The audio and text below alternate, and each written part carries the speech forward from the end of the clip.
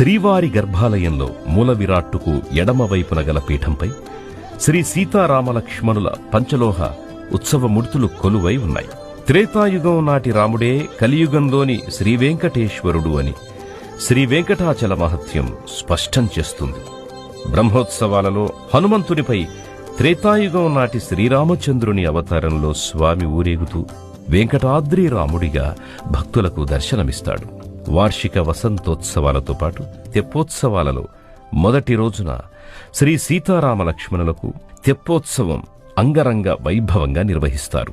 ప్రతి నెల పునర్వసు రోజున ఉదయమే శ్రీ సీతారామలక్ష్మణులకు ఏకాంతంగా అభిషేకాన్ని జరుపుతారు. ఆ రోజు సాయంకాలం సహస్ర దీపాలంకరణ సేవ కూడా శ్రీరామచంద్రుడికే నిర్వహిస్తారు.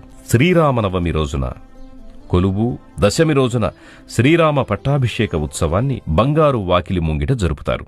శ్రీవారి గర్భాలయంలో మూల విరాట్టుకు ఎడమవైపున గల పీఠంపై శ్రీ సీతారామలక్ష్మణుల పంచలోహ ఉత్సవమూర్తులు కొలువై ఉన్నాయి.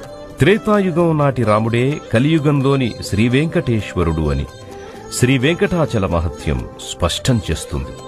బ్రహ్మోత్సవాలలో హనుమంతునిపై త్రేతాయుగం నాటి శ్రీరామచంద్రుని అవతారంలో స్వామి ఊరేగుతూ వెంకటాద్రి రాముడిగా భక్తులకు దర్శనమిస్తాడు.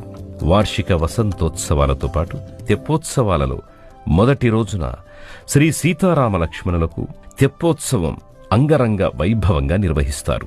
ప్రతి నెల పునర్వసు రోజున ఉదయమే శ్రీ సీతారామలక్ష్మణులకు ఏకాంతంగా అభిషేకాన్ని జరుపుతారు. ఆ రోజు సాయంకాలం సహస్ర దీపాలంకరణ సేవ కూడా శ్రీరామచంద్రుడికే నిర్వహిస్తారు. శ్రీరామనవమి రోజున కొలువు, దశమి రోజున శ్రీరామ పట్టాభిషేక ఉత్సవాన్ని బంగారు వాకిలి ముంగిట జరుపుతారు.